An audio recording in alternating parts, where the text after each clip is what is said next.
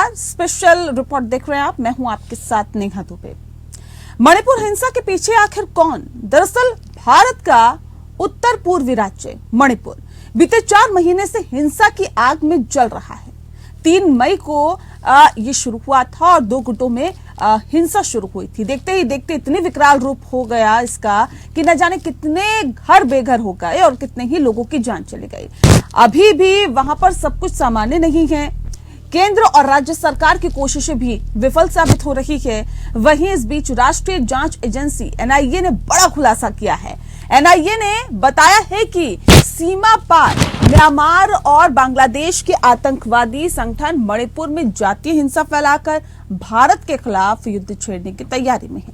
इस मामले में एक गिरफ्तार भी कर लिया गया है। एनआईए ने शनिवार को मणिपुर के चूड़ाचांदपुर जिले से सेईमलुन गंगटे को गिरफ्तार कर लिया है और इसका संबंध इन्हीं आतंकी संगठनों से है। एनआईए मामले की जांच से पता चला है कि म्यांमार और बांग्लादेश में रहने वाले आतंकवादी समूह ने भारत में उग्रवादी नेताओं के एक वर्ग के साथ साजिश रची और उसके बाद इसका मकसद विभिन्न जातीय समूहों के बीच दरार पैदा करना और भारत सरकार के खिलाफ युद्ध छेड़ने के इरादे से हिंसा भड़काने की कोशिश के तौर पर से देखा जा रहा है। इसके लिए मणिपुर में मौजूदा जातीय संघर्ष को भड़काने के लिए हथियार, गोला बारूद और अन्य प्रकार के आतंकवादी हार्डवेयर खरीदने के लिए धन प्रदान किया जा रहा है। गिरफ्तार आरोपी गंगटे को नई दिल्ली लाया गया और उससे संबंधित अदालत में पेश किया जाएगा। एनआईए के प्रवक्ता ने इस बात की पुष्टि की है कि इस मामले में एक अन्य आरोपी मोइरांगथेम आनंद सिंह को एनआईए ने 23 सितंबर को गिरफ्तार किया था। इससे पहले मणिपुर पुलिस ने उन्हें 4 अन्य लोगों के साथ गिरफ्तार किया था और जब वे कथित तौर पर पुलिस की वर्दी में एक वाहन में यात्रा कर रहे थे और उनके पास हथियार, गोला बारूद थे। पुलिस ने आरोप लगाया कि सिंह पीपल्स लिबरेशन आर्मी के एक ओवरग्राउंड कार्यकर्ता के रूप में काम कर रहा था, जो एक गैर कानूनी मणिपुरी उग्रवादी संगठन है और उसने चंदेल में बुनियादी सैन्य प्रशिक्षण प्राप्त किया था। हालांकि बता दें आपको कि सिंह को उसके 4 सहयोगियों के साथ बाद में जमानत मिल गई, लेकिन 23 सितंबर को एनआईए ने उसे फिर से गिरफ्तार कर लिया।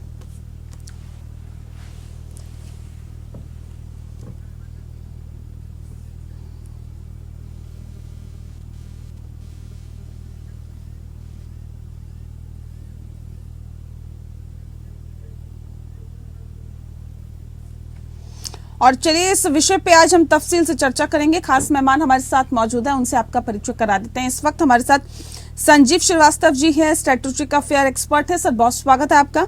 मनोज पंडित जी इस वक्त हमारे साथ हैं, नेता हैं बीजेपी के, बहुत स्वागत है आपका। और डॉक्टर कुलदीप मलिक जी हमारे साथ जुड़ गए हैं, नेता हैं कांग्रेस के। कुलदीप जी, आपका भी बहुत स्वागत है। इस खास कार्यक्रम की शुरुआत मनोज जी आपके साथ ही करते हैं। हिंसा की आग में जल रहा है मणिपुर और आज से नहीं, पिछले 4 महीनों से। जिम्मेदार कौन है इसके लिए? नेहा जी,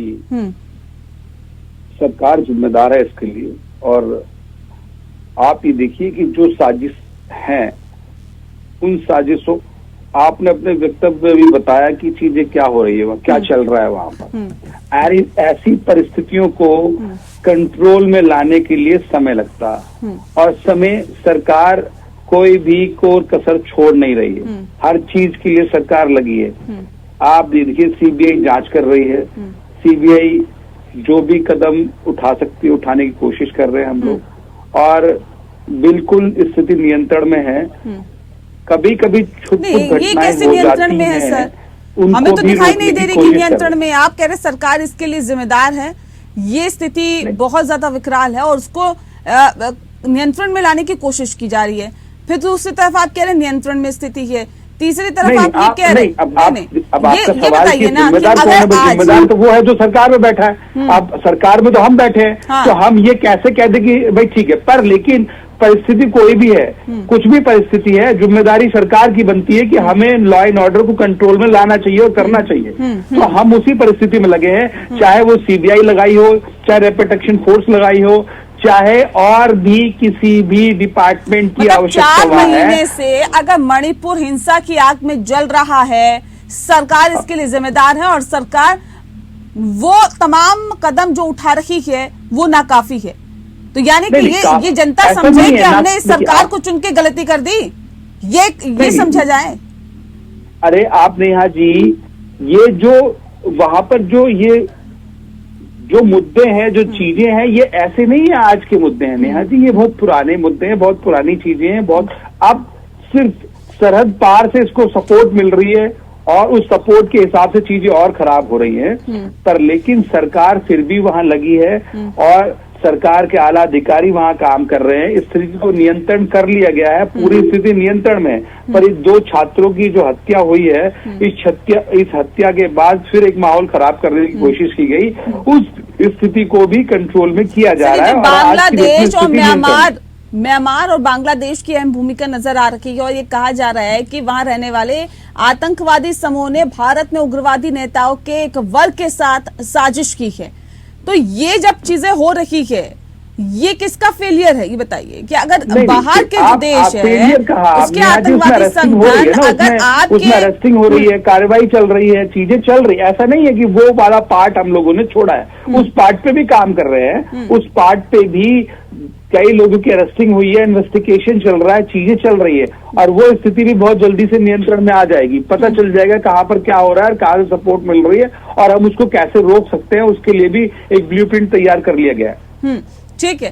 क्या लगता है डॉक्टर कुलदीप मलिक जी कि इनकी जो बातें हैं वो मणिपुर में जिस तरह से हिंसा हो रही है और जिस तरह से लोग उससे प्रताड़ित हो रखे हैं, उस पर मरहम का काम करेगी? देखिए नेहा जी, सबसे पहले तो भारतीय जनता पार्टी के जो मेरे सहयोगी है मनोज सिन्हा जी, भाई मैं इनको धन्यवाद दे रहा कि आज कम से कम ये टीवी डिबेट के अंदर ये एक्सेप्ट कर रहे हैं कि मणिपुर में पिछले 4 महीने से जो दंगे हो रहे हैं उसमें कहीं ना कहीं सरकार जिम्मेदार है। सरकार जिम्मेदार है क्योंकि सरकार वहां पे भारतीय जनता पार्टी की डबल इंजन की सरकार है। इसका मतलब ये अपनी सरकार को जिम्मेदार ठहरा दे, इसके लिए मैं मनोज सिन्हा जी का धन्यवाद देता हूँ। रही नेहा मैडम की भाई दंगे क्यों नहीं रुक रहे, क्या वहां पे परिस्थिति है, देखिए ये सभी के लिए जो है एक चिंता का विषय है। और जब सरकार इनकी केंद्र में भी सरकार है, मणिपुर में भी इनकी सरकार है और भारतीय जनता पार्टी की सरकार का होना मतलब कि कहीं भी दंगे ना होने से माना जाता है।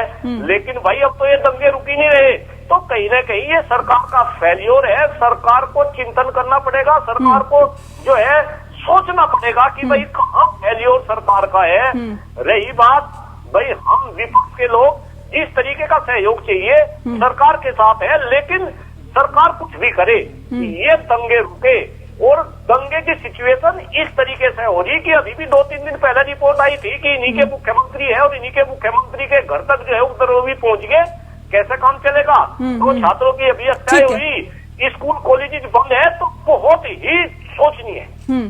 बिल्कुल, बहुत चिंतनीय है, बहुत सोचनीय है। लेकिन संजीव जी, अभी जो स्थितियां फिलहाल आप देख रहे हैं मणिपुर में, अब ये कहा जा रहा है कि म्यांमार और बांग्लादेश का जो है इंटरफेरेंस बढ़ता जा रहा है, उसमें आतंकवादी संगठन जो है वो यहाँ पर अब इंटरफेरेंस कर रहे हैं। लेकिन ऐसे में क्या आप इसके पीछे की वजह मानते हैं कि आखिर मणिपुर में हिंसा रुकने का नाम क्यों नहीं ले रही? देखिए, इसके पीछे जो ऐसे तत्व जो कि वहाँ पर की जो मेटी और नागा कुकी समुदायों के बीच में जो सौहार्द है उसको बिगाड़ने की जो कोशिश है, वो साजिश है, वो अनेक तत्वों के द्वारा की जा रही है और उनके विरुद्ध जाहिर है कि सख्त कार्रवाइयाँ की जा रही हैं। जो भी इसमें एलिमेंट पाए जा रहे हैं उनके विरुद्ध सख्त से सख्त कार्रवाई की जा रही है। जीरो टॉलरेंस के अप्रोच के साथ कार्य किया जा रहा है। अभी सीबीआई ने 4 ऐसे संदिग्ध आरोपियों को गिरफ्तार किया है जो कि 2 छात्रों की हत्या में शामिल थे और उन्हें अब गुवाहाटी ले जाया गया है। उनसे पूछताछ की जाएगी और उनसे जाहिर है कि उनसे सख्त उनसे जो भी जानकारियां निकल के आएंगी उससे अनेक अन्य जो गिरफ्तारियां भी आगे आने वाले समय में होंगी।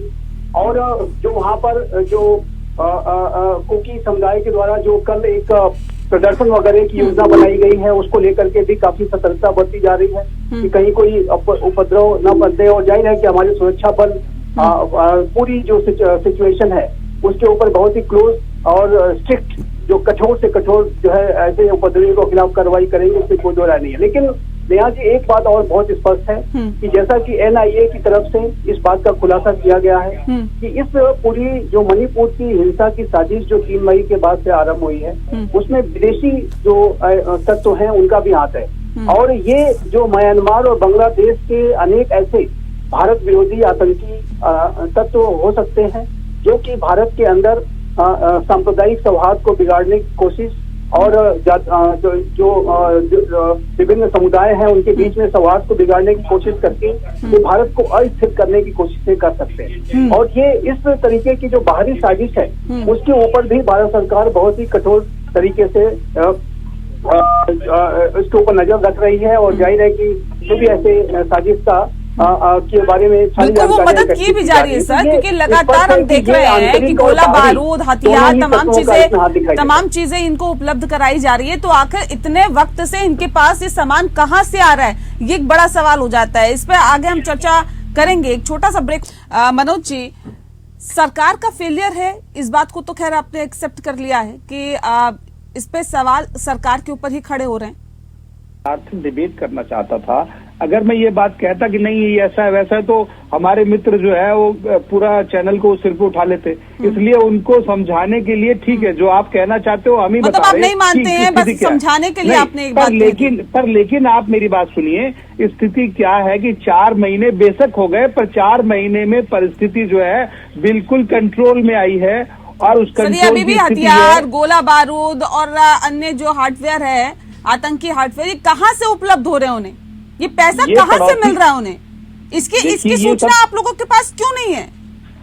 नहीं, सूचना हमारे पास है, बिल्कुल पूरी सूचना हमारे पास, और हम उस सूचना पे काम भी कर रहे हैं। आप ये देखिए 4 लोगों की अरेस्टिंग उसी सूचना के हिसाब से की गई है।